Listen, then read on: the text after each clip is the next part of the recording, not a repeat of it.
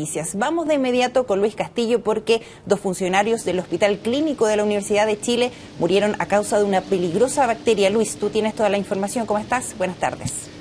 Sí, Fernanda, ¿cómo estás? Buenas tardes. Una situación que es en extremo preocupante y que ha alertado, por supuesto, a las autoridades sanitarias de acá de la región metropolitana, algo que comienza a gestarse acá en el Hospital Clínico de la Universidad de Chile durante algunos días de la semana recién pasada. Son 2 las víctimas fatales producto entonces del contagio de esta bacteria del meningococo y que les provocó un cuadro de meningococcemia fulminante. Es una enfermedad muy preocupante, muy grave y que ataca el torrente sanguíneo y que provocó entonces rápidamente la muerte de estos 2 trabajadores de mantención del Hospital Clínico de la Universidad de Chile y que además motivó una suerte de tratamiento a otros 33 trabajadores también de esta repartición de este recinto asistencial. Los trabajadores fallecidos, ahí los vemos en imágenes,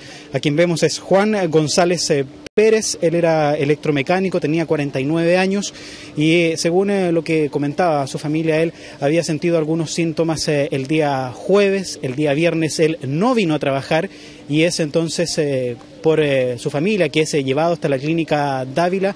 Finalmente, al pasar unas horas, fallece en ese lugar. También Mario Francisco Morales Pardo, de 46 años, quien también pierde la vida. Entonces, él lo hizo en el Hospital Sotero del Río. Al confirmarse entonces, o al ya especularse que se trataba de esta bacteria meningococo, por supuesto, se alertaron las autoridades sanitarias, las autoridades también del Hospital Clínico e incluso del Servicio Médico Legal, hasta donde fueron llevados los cuerpos de ambos fallecidos, por supuesto, con el temor inminente que esto podía haber provocado también en el personal del Servicio Médico Legal que trabaja para establecer finalmente si es que la bacteria meningococo fue la que le provocó finalmente la muerte a estas 2 personas, provocándola entonces la meningococcemia. Nosotros pudimos conversar con uno de los trabajadores, un representante de los trabajadores del Servicio Médico Legal, para comentar parte de este temor que ellos tenían, de las consecuencias que también ellos, como funcionarios de salud, podrían haber tenido producto de este contagio.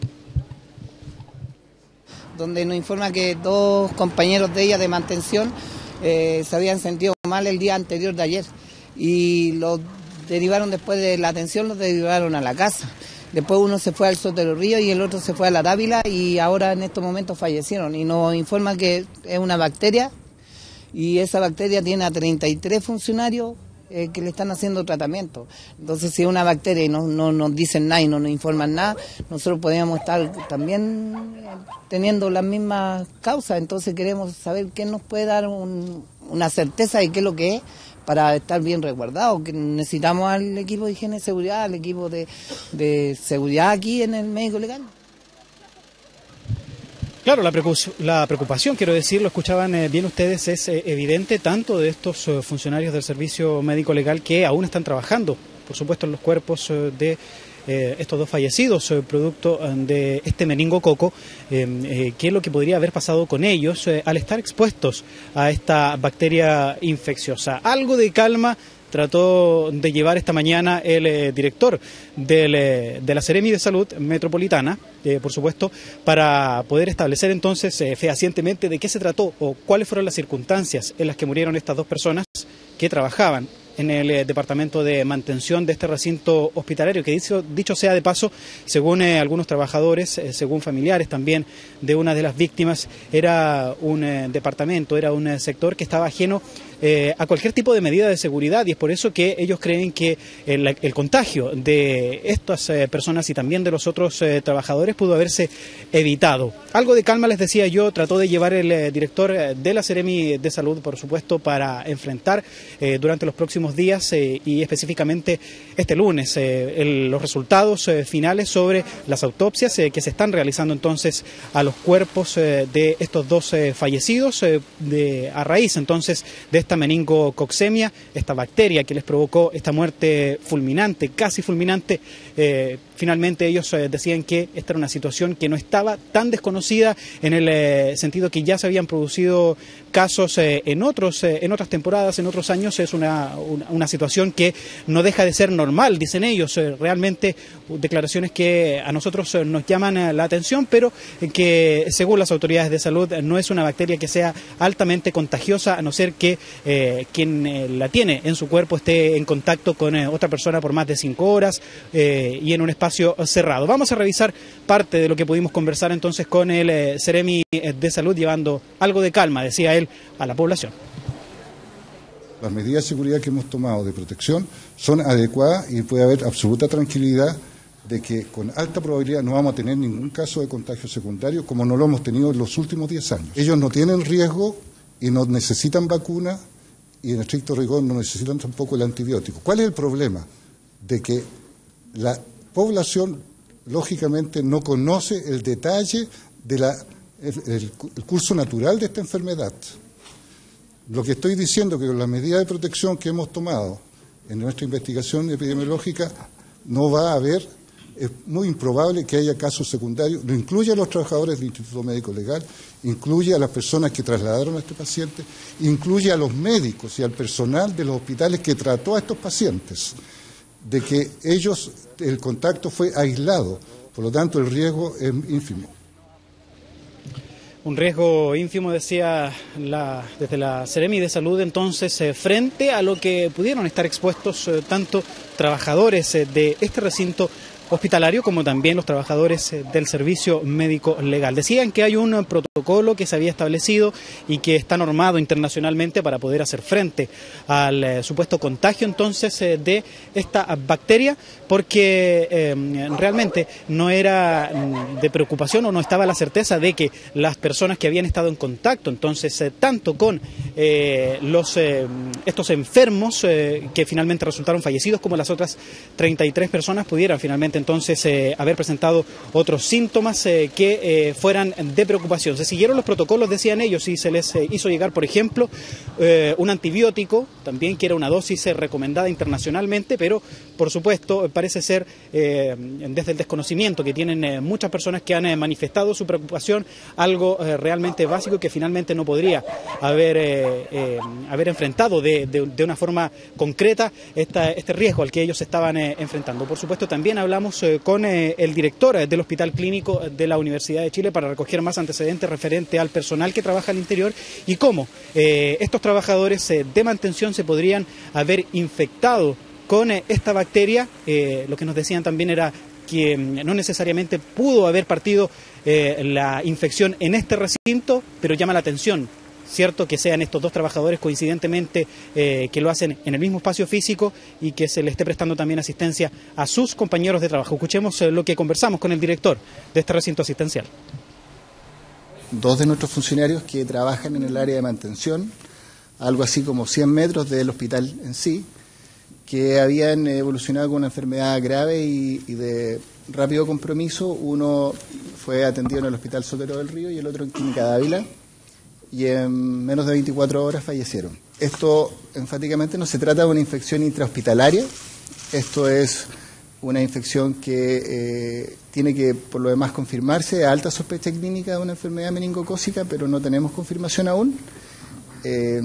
Nosotros como institución juntamos a toda la gente que trabaja en el área de mantención, recibieron siempre en coordinación con el Seremi tratamiento preventivo antibiótico, esto basta un comprimido de un antibiótico, pero no están ellos ni con síntomas, ninguno de ellos ha sido atendido previamente en el hospital.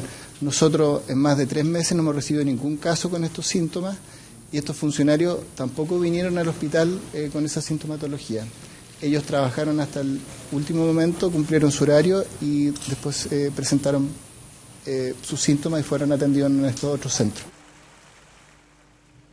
Claro, él decía, ellos trabajaron hasta último momento, pero quien vemos ahí en imágenes, Juan González Pérez, según su familia, él trabajó hasta el día jueves, porque ya durante la tarde del día jueves él estaba presentando estos síntomas, dolor de cabeza, náuseas, y por lo que fueron a consultar entonces primero a un servicio de asistencia de urgencia en la comuna de Renca y finalmente llegaron hasta la clínica Dávila cuando ya el cuadro se había hecho evidentemente fuerte y riesgoso, y lo que afectaba a su salud. Él no vino a trabajar entonces el día viernes, que es finalmente ya en últimas horas de esa jornada cuando se produce su muerte a raíz entonces de este meningococo, una bacteria bastante peligrosa y que puede presentar diversos cuadros. Uno de ellos es la conocida meningitis meningocócica. No se trata, en todo caso, de ese cuadro el que presentaron estos trabajadores, sino que finalmente es la meningococcemia, una enfermedad muy grave y conocida también como púrpura fulminante. Y eso porque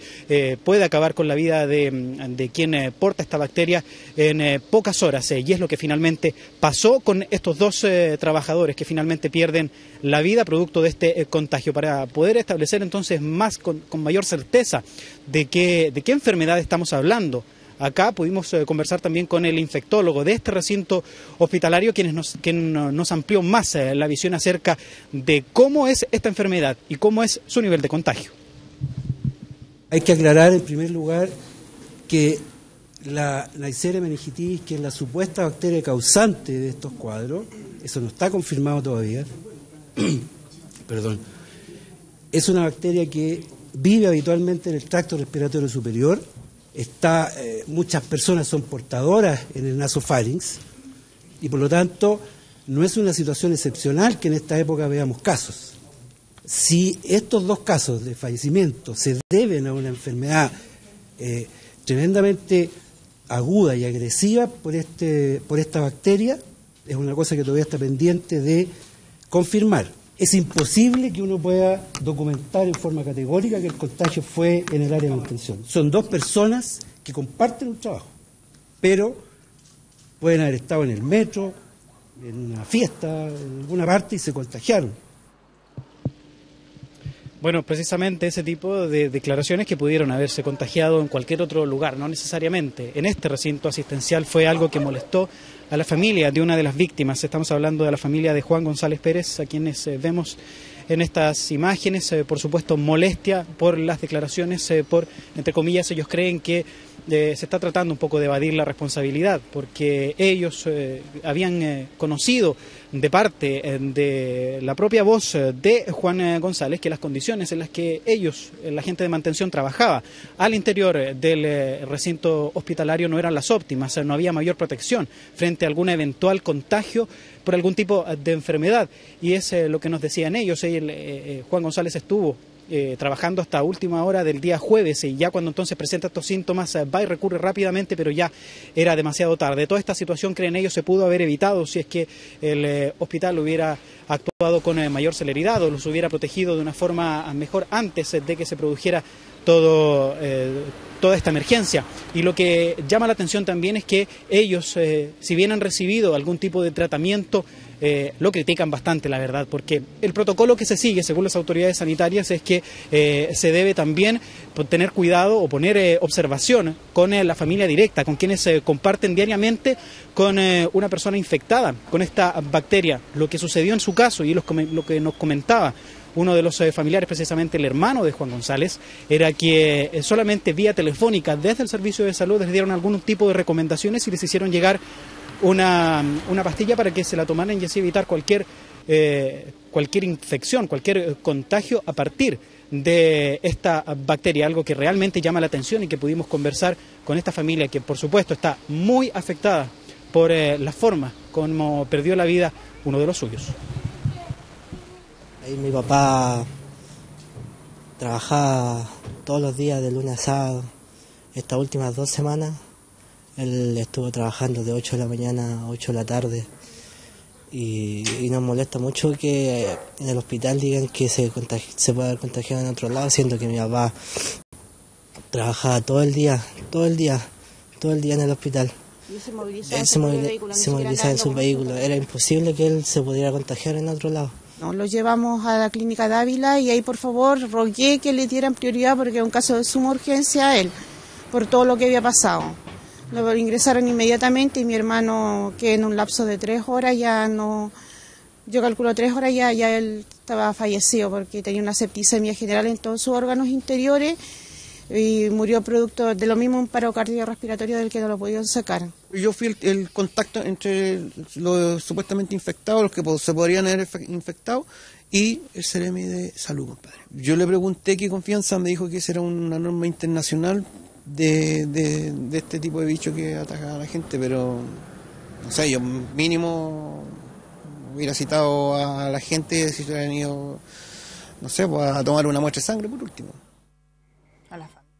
Claro, por supuesto, ellos siguen intranquilos, todavía no han podido retirar el cuerpo, obviamente, de su familiar, porque está todavía siendo sometido a análisis de parte del servicio médico legal, pero la molestia la tienen ellos porque creen fehacientemente que algo más se pudo haber hecho, se pudo haber actuado con mayor celeridad para evitar este tipo de situaciones. En concreto, lo que hay, Fernanda, ya para regresar contigo, es un llamado a la tranquilidad a la población, a los pacientes de este hospital clínico y también al personal, que se está realizando el protocolo de seguridad necesario y que es exigido internacionalmente y que están aplicando las autoridades de salud, entonces, para así evitar cualquier tipo de contagio, pero por supuesto todavía sigue en materia de evaluación todo lo que sucedió acá y por supuesto ya vamos a tener más adelante mayores novedades. Eso es importante, Luis. Lo que viene ahora, esta investigación, por supuesto, sabemos que también la familia estuvo en contacto con las personas, me imagino que también van a ser revisados de alguna u otra forma. ¿Tú tienes información respecto a eso? Porque la familia decía que no se habían comunicado con ellos,